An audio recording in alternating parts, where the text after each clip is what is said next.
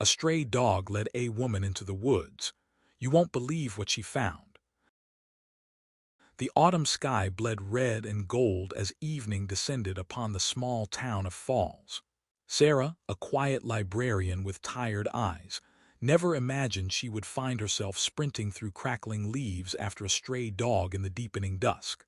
The moment she spotted the dog limping by the road outside the library, her heart twisted with concern. But it wasn't sympathy alone that sparked her to follow.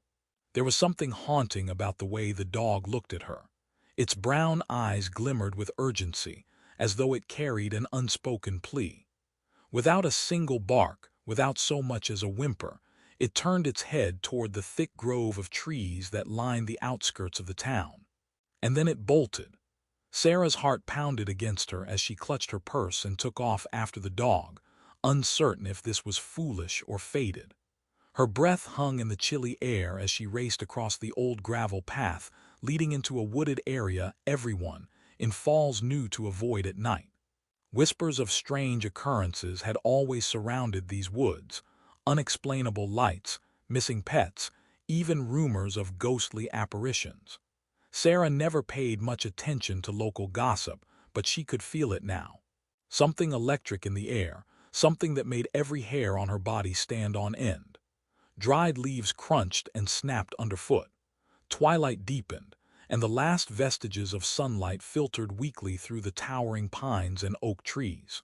Through the labyrinth of gnarled roots and hanging branches, Sarah caught glimpses of the dog's tail, always just a heartbeat ahead.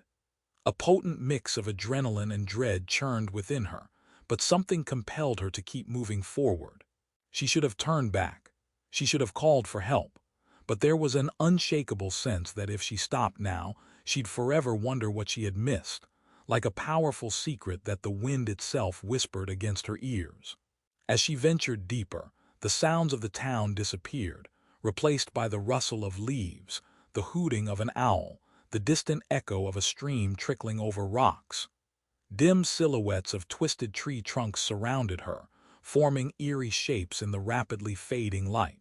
She realized she had been holding her breath, as though inhaling too deeply might shatter the otherworldly stillness of the forest. Shadows rippled across the dog's fur as it bounded over fallen branches. She marveled at how it was able to navigate these woods with such certainty, without a single misstep, despite its apparent limp. Now, in her haste, Sarah stumbled, nearly crashing into the hard earth. Her palms ground against moist soil and broken twigs, pain jolting through her arms. She cursed under her breath and forced herself up. At that moment, she thought she had lost the dog for good, her only guide in this dark place. Her heart seized with panic and her voice came out in a trembling shout. "Hey, where are you?" The silent forest at first offered no reply. Cold dread slithered up her spine, imagining she would be alone out here, having followed some bizarre impulse she still couldn't rationalize. But in the next instant, a faint glow, the golden reflection of two canine eyes, flashed up ahead. The dog was waiting, but not patiently. It seemed anxious, pacing around a large oak as if urging her to hurry. Sarah brushed the dirt from her jeans, ignoring the sting in her scraped palms. She pressed on, stepping carefully over tangled roots. Each step felt like entering deeper into another world. She had to admit, part of her fear sprouted from a sense of the unknown, from all the uncertain stories she'd heard about this very forest. Tales had circulated since she was a child. Ghostly silhouettes rumored to drift among the trees on stormy nights, and glimpses of cryptic symbols carved into bark. Local legends painted these woods as haunted or blessed, or possibly both. She used to dismiss those tales as products of overactive imaginations, but under the gathering dark, beneath the canopy of centuries-old branches, she understood how easily one could believe in the extraordinary. Something changed in the dog's demeanor the closer they got to a particular cluster of ancient, moss-laden trees. Its ears perked, and it let out an almost inaudible whine. Sarah slowed, feeling an inexplicable heaviness in the air, thick as fog pressing against her chest. She inhaled a shaky breath, trying to steady herself, then pushed forward. She was close enough now to see a clearing peeking out from behind the growth. The dog sprang forward again, hobbling as though every step caused it agony, yet it never wavered, determined to guide her. Sarah's foot caught on a thick root, and she gasped at the jolt in her ankle. Gritting her teeth, she forced herself not to fall. She felt an odd sense of urgency, as if time itself had begun to race against her. The dog disappeared into the clearing, and Sarah braced herself for whatever might await beyond the thick drape of branches. Her heartbeat roared in her ears when she finally emerged from the tangled undergrowth. The clearing lay bathed in moonlight, which spilled down in bright rivulets through the parted canopy above. The ground was uneven, overgrown with vines and swirling bracken that caught at her ankles. Toward the center stood a small, abandoned cabin. Its windows were shattered, the wooden walls weather-worn and sagging. The entire place exuded a lonely, haunted air that made her skin prickle. Sarah felt the powerful urge to flee, but the dog stood near the threshold of the rotting porch, gazing at her intently. She hesitated, hugging her arms around herself. The dog barked for the first time, just once, a sharp and urgent plea echoing through the silence. Slowly, Sarah approached the cabin, her eyes drinking in every detail. The chipped paint, the ragged curtains flapping from the broken window panes, the collapsed part of the roof caked with moss. An inexplicable pulse reverberated through the place, as if the house itself had a heartbeat. She stepped onto the porch. A board groaned under her weight. The dog pushed its nose against the door, which hung askew on rusted hinges. As if in some surreal dream, Sarah reached out, pushing the door with trembling fingers. It swung open to reveal a single, shadowed room that smelled of rot and old memories. Dust motes floated in the moonlight, slicing through the battered windows, and every step she took caused the floor to moan in protest. The dog sidled up against her leg, leaning its weight upon her as though it needed comfort. She glanced down, surprised at the contact. She had never seen a dog behave quite so deliberately, so pointedly. Its eyes were sad, filled with a longing that felt almost human. Suddenly, an image flashed in her mind, an old photo she'd once seen of this area, just a random snippet from the local historical archives. She couldn't quite place it, but it involved an isolated cabin and an unsolved disappearance. For a chilling moment, she wondered if this was that very same cabin. A scraping sound snapped her out of her thoughts. The dog nudged a half-rotted rug near the corner of the room, revealing what looked like a trapdoor with iron hinges partially concealed by dirt and debris. Sarah's stomach twisted in knots. This was insane. Who follows a stray dog into a forest and then decides to open a secret hatch in a long-abandoned cabin? The rational part of her mind screamed to turn around, to run home, to forget this ever happened. And yet she found her hands moving of their own accord, clearing away filth until she could lift the heavy wooden door. The smell that erupted from below was dank, musty, like a breath from an old tomb. She coughed, covering her mouth with one hand. A rickety ladder descended into the darkness. She peered down, eyes straining to make sense of the shadows. The dog let out another low whine, then circled the trapdoor as if begging her to go down. A single word left her lips in a shaky whisper, "Why?" Yet she knew it wasn't going to answer. Summoning courage she never knew she possessed, Sarah began her cautious descent. Each rung of the ladder wobbled, threatening to break. Damp air clung to her skin. The dog remained upstairs, peeking over the edge, its muzzle pointing downward. She was grateful it didn't try to follow because the ladder might not have supported its weight. When her feet finally touched solid ground, she realized she was in a small cellar or basement. It was too dark to see much more than vague shapes. She retrieved her phone from her pocket and turned on its flashlight, illuminating a sight that seized the breath in her throat. Against the wall was an old cot, battered and rusted, covered with dusty blankets. A half-rotten table stood in one corner, draped in cobwebs. Broken glass glinted on the floor. But that wasn't what caught her attention. It was the lifelike drawings, scattered, pinned, taped to the rough-hewn walls. Faded pictures scratched onto scraps of paper. They depicted a woman with long hair, her features rendered with heartbreaking precision, as though an obsessed artist had sketched her over and over. Sarah edged closer, shining her light on the drawings. Each one was labeled with dates, scrawled in a shaky hand. 1998, 1999, 2000. The final drawings had no date, just frantic, scribbled lines that made the woman's face look distorted and haunted. Sarah's stomach churned. Has someone been living down here, drawing this same woman for years? She recognized the slope of her shoulders in the older sketches, the mild sadness in her eyes. It was the exact same face repeated endlessly, though the later sketches felt frantic, nearly unhinged. A wave of unease crashed over her.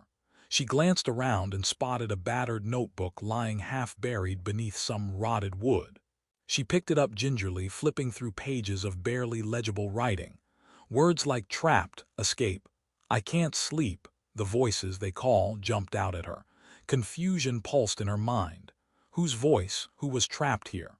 She glanced up at the old cot, imagining some lost soul locked away from the world in this dark cellar. That's when she heard it, faint at first, like a muffled cry. She stiffened, her eyes darting around. It came again, drifting through the dark like a wounded moan. Sarah's pulse surged. She realized it wasn't coming from above or from the corners of the cellar. The sound originated deeper below. Her flashlight flickered across the far wall until she saw a narrow gap in the stonework, just wide enough for a person to slip through. She swallowed hard. Could it be an echo, or was there actually someone down here still alive? The notion was both terrifying and heartbreaking. She looked up at the trapdoor, considering the possibility of fleeing, but the dog above scratched urgently at the opening, as if urging her onward. Summoning her courage, Sarah squeezed through the gap in the stones. She had to crouch, pulling her shoulders inward so she wouldn't scrape against the jagged edges. The noise grew louder, a ragged, shuddering sound akin to someone trying and failing to sob. What she found next stole the air from her lungs. Beyond the gap lay a cramped tunnel that smelled of damp earth. Wooden supports held the ceiling in place. She wondered if this tunnel had been constructed as some kind of hideaway. In the wavering glow of her phone's flashlight, she saw an old iron gate hammered into the dirt, chained shut. Her mind reeled, trying to piece together the meaning behind all of this. Beyond the gate was a pit, an actual pit dug into the ground. The shape of it was irregular, maybe 5 or 6 feet across. At the bottom lay a battered mattress and a bucket. Fear slashed through Sarah as she realized this was some kind of makeshift cell. Another moan drifted up from the depths. She inched closer, her mind racing to keep up with her hammering heart. She aimed the light downward and nearly dropped her phone when she saw a fragile hand, fingers curled around the edge of the mattress. A woman's voice, weak and trembling, rose from the pit. Help! Sarah couldn't believe her ears. This wasn't some ghost story or old rumor come to life. This was a real person in desperate need. She yelled, "I'm here, I'll help you." Her voice echoed, fueling her determination. She had to do something, but the gate was secured with a thick padlock, and she had no key. She tugged on the chain, grunting with the effort, but it held fast. Adrenaline pumped wildly through her veins. The woman below let out a pained moan, as though even speaking hurt. Sarah's eyes darted around for anything that could help pry the lock loose. The tunnel was claustrophobic, but she spied a metal rod near a pile of rubble. She seized it, wedging it between the chain and the gate, leveraging all her weight. The metal groaned but didn't immediately give. She pressed harder, sweat beading on her forehead. "Just hang on," she shouted to the unseen figure. Finally, with a shriek of snapping iron, the lock broke free.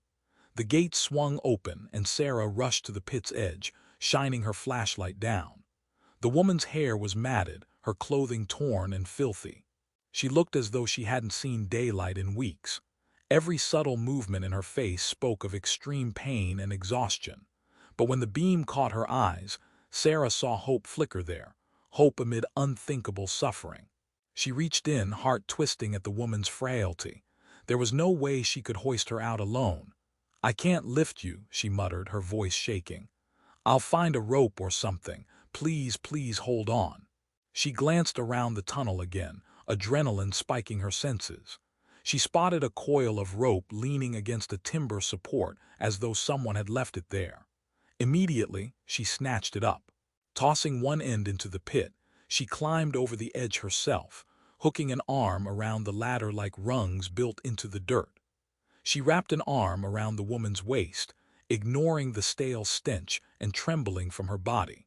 The rope was rough against her palms, but she clung to it, using the embedded ladder to haul them both upward inch by agonizing inch. It was a feat of pure desperation. Her muscles screamed in protest. Yet somehow, fueled by adrenaline and the woman's soft whimpers of pain, she managed to get them both onto level ground. They collapsed onto the floor of the tunnel, panting. Sarah's heart thundered in her chest, but she had no time to rest. The woman looked like she might pass out at any moment. Sarah lifted the phone light to see that her wrists bore deep, raw marks, as though they'd been bound. The woman's lips trembled when she tried to speak. "Don't let him find me." Sarah felt a chill so intense it seemed to freeze her blood. Him. She realized with sudden horror that whoever had done this could still be around. She thought of the dog waiting above, the frantic drawings in the cellar, the references to voices calling in that notebook. She swallowed panic, forcing composure. "We'll get out. I won't let anybody hurt you." Keeping one arm around the woman's trembling shoulders, Sarah guided her back through the gap in the cellar wall. Each step felt precarious, heavy with the dread that at any moment the monster who had imprisoned this woman might appear. Her phone's flashlight trembled with each movement, casting wild shadows on the stone. But they made it back to the main cellar area, though Sarah nearly cried out when she realized how steep the ladder was. The woman moaned again. She clearly lacked the strength to climb. Sarah had no idea how she was going to manage this. "Wait here," she whispered, although it was a pointless request because the woman could barely move. Rushing up the ladder, she tried not to think about the possibility that he might be waiting upstairs. But when she reached the top, the cabin remained silent. The dog stood there, panting, eyes filled with concern. Sarah glimpsed a length of rope near the corner, an old curtain cord or something similar, frayed but still potentially useful. She grabbed it, knotted it securely around the thick leg of a table, and then tossed the other end down through the trapdoor. Sliding down the ladder once more, she looped the rope beneath the woman's arms. "Hold on," she whispered, mindful that any jarring movement would cause her pain. Using every ounce of strength she had left, Sarah ascended the ladder again, pulling on the rope to guide the woman upward. The process was agonizing. The woman let out a ragged cry, her body shaking with exertion. Several times, Sarah feared the rope would snap, but with the dog barking encouragement at the top, Sarah finally managed to drag the woman out of that cellar and into the moonlit confines of the decaying cabin. They both collapsed in a heap on the floor. Tears sprang to Sarah's eyes. She could hardly believe what had just occurred. The dog trotted over, nuzzling the rescued woman's face as though comforting her. It was then that Sarah noticed blood seeping through the woman's torn leggings. Cuts and bruises covered her arms. Without immediate medical attention, she might not make it. "We have to leave," Sarah said, half to herself, half to the dog. She helped the woman to her feet. The dog led the way back outside, the porch creaking ominously beneath their weight. Stepping into the clearing, Sarah was struck by how quiet the woods felt, as though every creature waited in hushed anticipation. She threw a desperate glance toward the path she had taken. Could she possibly navigate it back in the dark, with an injured stranger in tow? She had no choice but to try. Leaning the woman's slight frame against her for support, Sarah took one shaky step forward, then another. Each shuffle of feet stirred a swirl of fallen leaves and pine needles that glistened under the moonlight. For a terrifying moment, she heard a crack of a twig somewhere in the distance. She held her breath, certain that a shadowy figure would lunge at them from behind a tree. But the dog stood alert, scanning the darkness, and no one emerged. Minutes stretched like hours as they limped through the thick undergrowth. The woman tried to speak, but only strangled gasps escaped her lips. Sarah kept whispering words of encouragement, though doubt gnawed at her insides.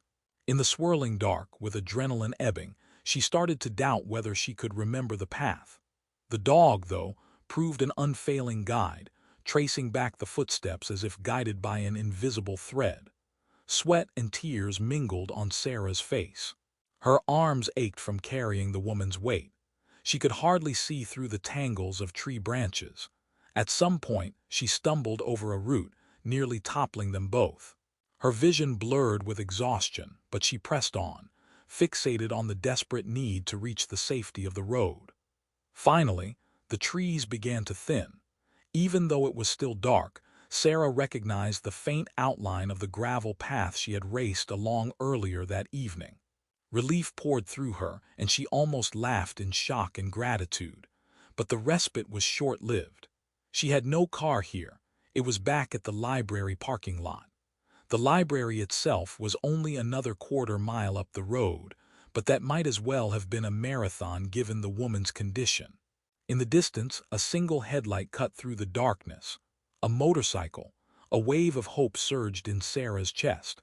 Perhaps she could flag it down. She moved onto the road, trying to stabilize the barely conscious woman beside her. The dog barked frantically, as if trying to draw attention. The rider slowed upon seeing them in the middle of the road, but the glare of the headlight blinded Sarah for a moment. "Help, please!" Sarah shouted. The motorcycle rolled to a stop, its engine rumbling ominously. A tall figure dismounted, pulling off a helmet. The man's face was shrouded in shadow. Sarah's relief warred with uncertainty. Who was this stranger, and would he truly help? "Are you okay?" he called, voice laced with concern. He stepped forward, raising his hands in a placating gesture. "That woman doesn't look good. What happened?" Sarah exhaled a ragged breath. "She's hurt. We need an ambulance right away." He nodded sharply, fishing his phone from a jacket pocket. Sarah could barely focus on his words as he placed the call to emergency services, giving directions. The woman moaned softly, her body sagging against Sarah. The dog stood watch, tail wagging slowly, as if sensing deliverance. Within minutes, the whine of sirens broke the silence, echoing through the deserted streets. Red and blue lights flickered against the trees. Sarah felt dazed, her limbs trembling with adrenaline and fatigue. Paramedics rushed out, carefully lifting the injured woman onto a stretcher. One of them checked Sarah's superficial wounds. She realized she never got the biker's name. He melted into the background as soon as the ambulance arrived, as though not wanting to be the center of attention. By the time she glanced around to thank him, he was already climbing back onto his motorcycle. Their eyes met briefly, and in that exchange she saw empathy there, a silent acknowledgement of the strange events that had transpired. Then he was gone, disappearing into the night. Sarah climbed into the ambulance with the woman. Her mind spun with unanswered questions. Who was this stranger she'd rescued? Who had kept her in that cellar pit? And why had that dog brought her there, as though leading her to a horrible secret that needed to be uncovered? As the ambulance sped toward Falls General Hospital, the woman's breathing grew shallow. Sarah gripped her hand, tears burning her eyes. She watched the paramedics administer IV fluids, listening to their clipped language about possible internal injuries, malnourishment, infection. She prayed silently for the woman to hold on. They arrived at the hospital in a whirlwind of medical urgency. Doctors and nurses converged, whisking the woman away to an examination room. Sarah stumbled after them, but a nurse gently barred her from entering. "You're not family, are you?" Sarah shook her head, voice catching. "No, but please, I found her. You have to let me know if she'll be all right."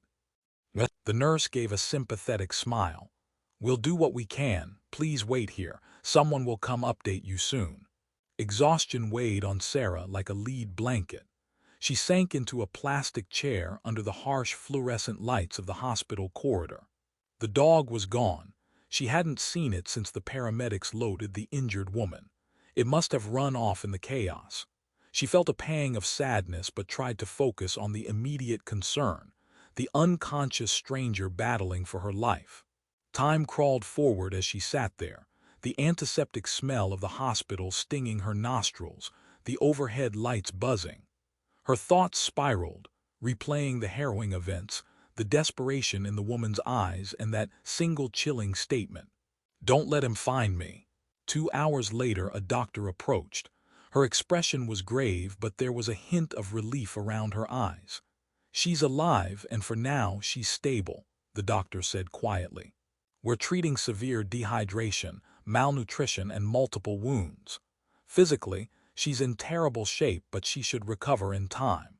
A rush of emotion swelled in Sarah's chest. Tears threatened to spill down her cheeks. "Thank you," she managed, her voice strained with gratitude. Do you know who she is?" The doctor shook her head. "She had no ID on her. She was delirious when she regained consciousness momentarily. We've contacted the authorities, and she'll be in protective care for a while. Hopefully, she can identify herself when she's stronger." Sarah's mind drifted back to the dark basement, the frantic sketches on the walls, the journals scribbled with disturbing thoughts. There was a story there, one riddled with horror, heartbreak, and desperation. She wondered if the authorities would find evidence in that cabin. More importantly, she wondered if the nightmare was truly over or if the person responsible for imprisoning the woman was out there, hunting for his escaped victim. In the early hours of the morning, Sarah made her way home, stumbling through the threshold of her small apartment. She barely registered the lamplight or the stale air.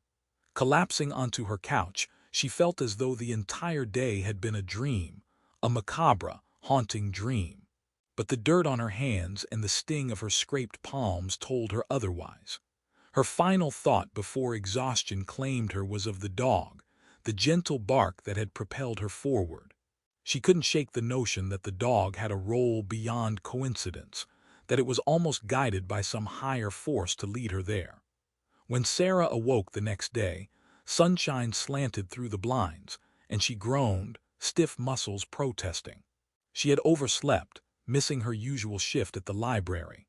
She quickly called her supervisor, voice thick with apology, but to her surprise, the library had already been informed she'd had an emergency. Possibly the hospital staff had passed on the news. The older woman who managed the library simply told her to rest. "We can handle the books for a day," the manager joked softly, though her tone carried concern. Shaken from the layers of dreams she'd endured, Sarah made coffee, hoping the bitter warmth would chase away the knots in her stomach. She had to do something. She couldn't just sit around, waiting for an update on the woman's condition. But she also felt a creeping dread, as if at any moment the malevolent presence who had kept that woman locked away would come for her, too. The first step was to notify the police about what she had found. She needed to share every detail, including the drawings, the trapdoor, the pit, the disturbing journal notes. If someone had been down there, forcibly holding that woman captive, authorities had to know. She dialed the local police station and asked for Detective, a name she recognized from local news stories about missing persons. When the detective picked up, Sarah introduced herself and explained her role in rescuing the unidentified woman. Her voice trembled at points, but she managed to convey the urgency. Detective asked her to come to the station and give a full statement. An hour later, she sat in a sparse interview room, reciting every detail.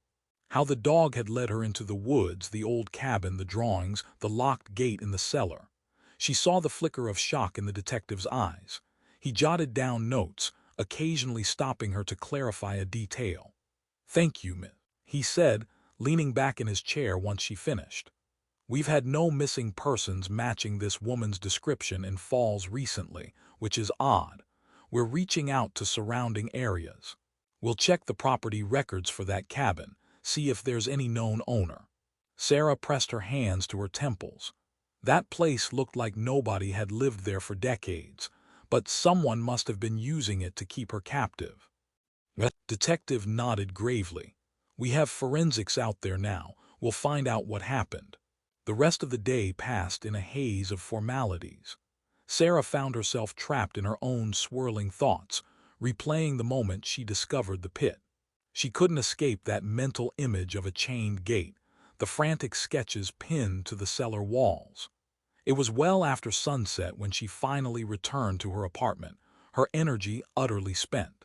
She sank into bed, exhaustion tugging her under almost immediately. But in the silent hours of the night, her dreams churned dark and relentless. She saw the dog's eyes glowing in the moonlight, the woman's desperate face, and a looming silhouette with twisted features. At one point, she bolted upright, convinced she heard scratching at her window. Heart hammering, she stared at the curtains fluttering in the night breeze. There was no one there, yet she couldn't shake the sense of being watched. Morning brought a swirl of media attention.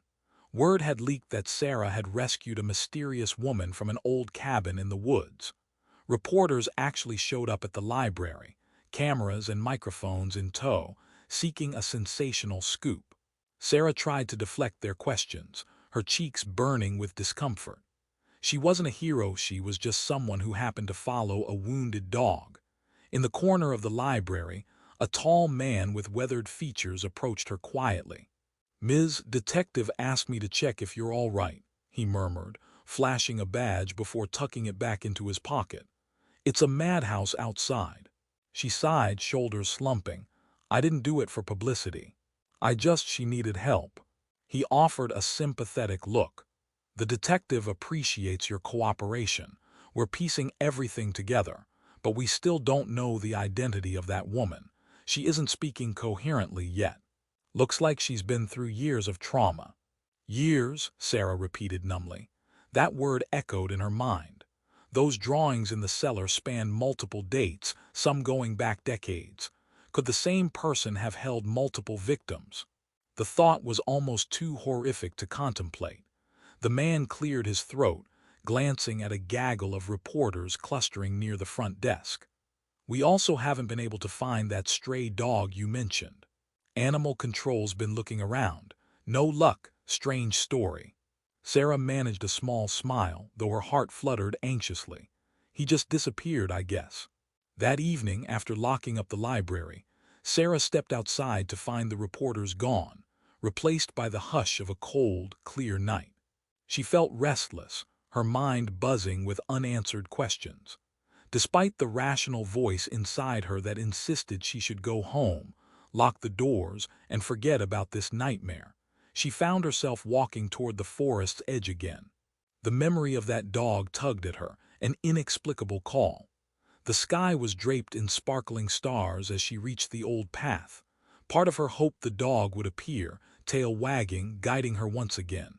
She shivered, crossing her arms. The darkness beyond the tree line looked menacing. Yet she also felt an odd sense of belonging, like she was meant to return. She took a few tentative steps into the woods, her heart beating a steady drum. And then she heard it. A faint whining sound. Her breath caught as she scanned the shadows, spotting a familiar silhouette trotting toward her. The stray dog. Relief flooded her, but she also felt a pang of concern. Did this mean there was more to discover? "Hey, buddy," she called softly, crouching down as it approached. The dog's fur was matted, its limp more pronounced now, as if it had been wounded all over again. Guilt pricked at Sarah. She'd been so consumed with the woman she rescued, she hadn't paused to consider the dog's own well-being. Gently, she reached out, her fingers grazing its head. It nuzzled her palm. "You're hurt," she whispered, noticing a fresh wound on its hind leg, probably a nasty cut from a sharp branch or maybe barbed wire. She stood, searching for a sign of anyone else in the vicinity. But the forest remained silent, as though holding its breath. The dog let out a soft whine, then turned back toward the trees. Sarah's heart sank. "What is it?" she murmured, aware of how absurd it was to talk to an animal for answers. But the dog looked over its shoulder, eyes glimmering in the starlight. It was exactly the same expression she had witnessed before, an unspoken invitation, or perhaps a warning. She hesitated only for a moment before following. Maybe this was her destiny now, to unravel the secrets of these woods, to heal the wounds inflicted by whoever lurked among them. The dog limped onward, guided by scent or memory. Deeper they went, past thick clusters of pines, across a small creek that gurgled faintly under a mossy log. The hush of the forest enveloped them, the night alive with rustles and distant nocturnal calls. 10 minutes later, they emerged into another small clearing. This one bore no abandoned cabin. Instead, it held a circle of stones arranged around a large, blackened patch of earth, remnants of an old fire pit, perhaps. The dog padded to the center, sniffing around a partially burned notebook that lay there. Sarah's spine tingled with apprehension. Another clue. She knelt, carefully picking up the charred remains. Flipping through the pages, she saw half-obliterated words. "She's quiet today. I watch her sleep. Time stands still here." It made little sense, jottings of someone unhinged or at the very least deeply disturbed. The edges of the pages crumbled under her touch. She noticed a drawing of a woman's face. Was it the same woman from the cabin cellar? A flame had consumed much of the page, but the partial likeness was unmistakable. Her stomach churned as she realized she held evidence that might connect the captivity to more than one location. The dog barked sharply, jolting her from her thoughts. She turned to find the animal standing near a thick oak. On the tree trunk, barely visible in the moonlight, was a carving, an intricate symbol that looked like 3 interlocking circles. Beneath the circles was a single word scratched deep: "Forgive." A chill fluttered across her skin. Who had carved this? Was it the abductor or someone else? She ran her fingers over the etchings, feeling the grooves, imagining the desperation or rage behind each stroke of the knife. The dog whimpered softly, as though sensing her troubled thoughts. Sarah gazed around the clearing, half expecting to see a figure lurking among the trees. But they were alone in the hush of the night. She made a silent vow to hand over the charred notebook to the police, certain it would provide more leads. Yet even as she resolved to do so, she felt a gnawing sense that she was entangling herself in a dangerous web, one that might lead her directly to the person behind these horrors. The dog rubbed its muzzle against her leg, urging her to follow it once more. They moved past the circle of stones, venturing a short distance until they came upon a tiny wooden cross nailed to a tree trunk. It was weathered, the edges worn smooth by the elements. An old piece of cloth dangled from it, torn and faded. Sarah's heart pounded in her ears. A memorial, a marker. She looked down and noticed a small mound of rocks at the base of the tree, forming a crude cairn. Curiosity warred with trepidation.